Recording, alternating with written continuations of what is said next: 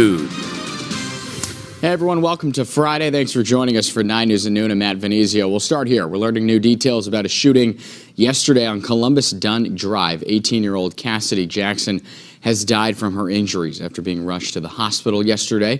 We're told that Jackson was shot yesterday around 2 o'clock. Authorities say Palasia Banks was identified as a potential shooter and later turned herself into law enforcement officers. Now, she was booked into the East Baton Rouge Parish Prison on a first-degree murder charge. On January 8, 2026, Baton Rouge police responded to a reported shooting at a residence on Columbus Dunn Drive. Inside the home, officers found 18-year-old Cassidy Jackson suffering from a gunshot wound. Emergency medical services transported her to a local hospital, where she later died from her injuries. Within hours, law enforcement identified 19-year-old Palasia Banks as a suspect. Banks later turned herself in with legal counsel and was booked into East Baton Rouge Parish Prison on a charge of first-degree murder.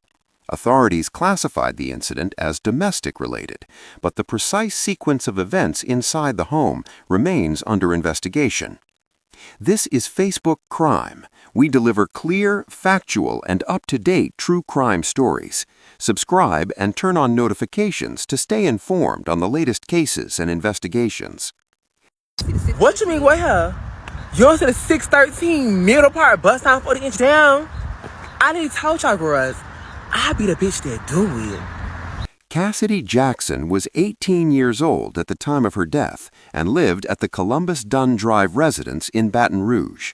According to family statements and public records, she had recently graduated high school and was in the process of planning her next steps, including work and potential vocational opportunities. Friends and relatives described her as socially active, with a visible online presence and close relationships within her peer group. Jackson's personal life, including her romantic relationships, became a central focus of the investigation. Law enforcement later confirmed that multiple individuals connected to Jackson were present in or near her home on the day of the shooting, placing her interpersonal relationships at the center of the case timeline. Palasia Banks was 19 years old at the time of the incident. Investigators identified Banks as having had a prior romantic relationship with Jackson. The exact status of that relationship leading up to January 8th remains disputed. Banks' attorney has stated that the two were involved for several months and that communication between them had recently changed. Police records and witness accounts suggest the relationship had ended or was unstable. Banks arrived at Jackson's residence accompanied by two other individuals. Their identities and specific roles are documented in police reports, but have not been fully detailed publicly due to the ongoing nature of the case. Investigators determined that digital communication played a role in the events leading up to the shooting. Social media activity, including blocking and unblocking on TikTok, was cited in statements made by the defense and referenced in arrest documents. According to the defense, Banks noticed she had been blocked on TikTok by Jackson shortly before the incident and decided to go to Jackson's home to address the situation in person. Police have not publicly confirmed whether messages, calls, or posts immediately preceded the confrontation, but electronic devices were seized as part of the investigation. Analysts are reviewing phone records, social media logs, and timestamps to establish whether online interactions contributed to escalation. Earlier in the day, Jackson was inside her home with at least one other person. At approximately mid-afternoon, Banks arrived at the Columbus Dunn Drive residence with two additional individuals. According to the arrest affidavit, Jackson answered the door and allowed entry. Shortly after arrival, a confrontation began inside the home. Police documents state that an altercation occurred involving Banks and another individual associated with Jackson. The location of each person inside the residence during this time remains under reconstruction by investigators.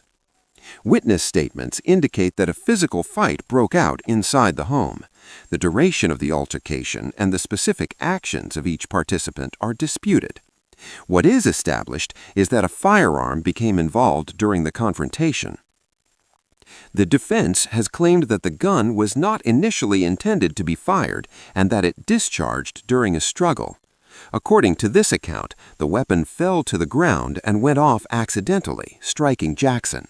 Law enforcement has stated that preliminary evidence does not support an accidental discharge.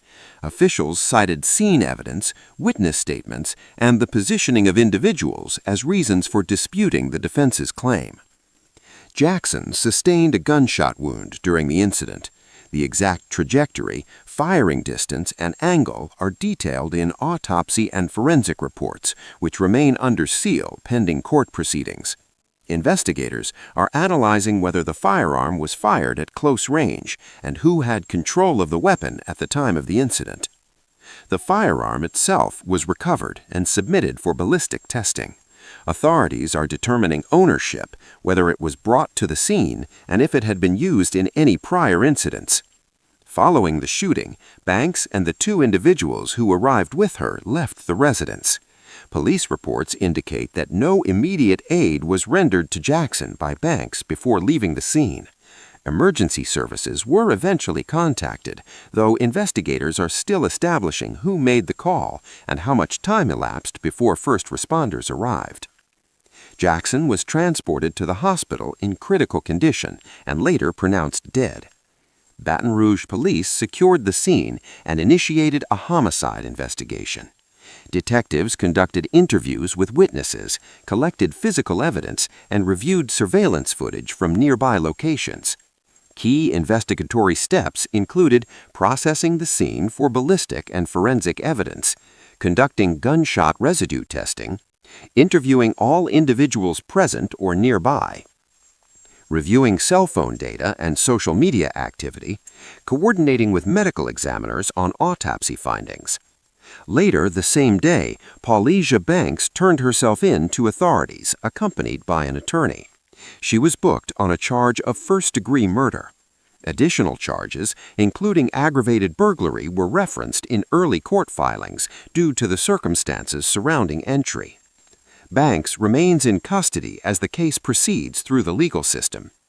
The defense maintains that the shooting was accidental and occurred during a chaotic confrontation. Prosecutors argue that the evidence supports intent, or at minimum, actions consistent with a homicide charge. The court will ultimately evaluate witness credibility, forensic evidence, digital communication records, the legality of entry into the home, control and use of the firearm. Jackson's family has publicly disputed the accidental shooting claim and called for accountability. Community members have raised broader questions about relationship violence, youth conflict, and the role of social media in real-world disputes. Despite the arrest, several key issues remain unresolved. Who brought the firearm to the residence, whether the shooting was intentional or reckless, the full role of the two additional individuals, how digital interactions influenced the confrontation, and whether the incident could have been prevented. As of now, the case remains active and pending trial. Investigators continue to analyze evidence, and pre-trial motions are expected. The final determination of responsibility will be made in court based on the totality of evidence presented.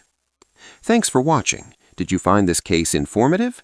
If you want more true crime stories, don't forget to subscribe and turn on notifications to stay informed on the latest cases and investigations.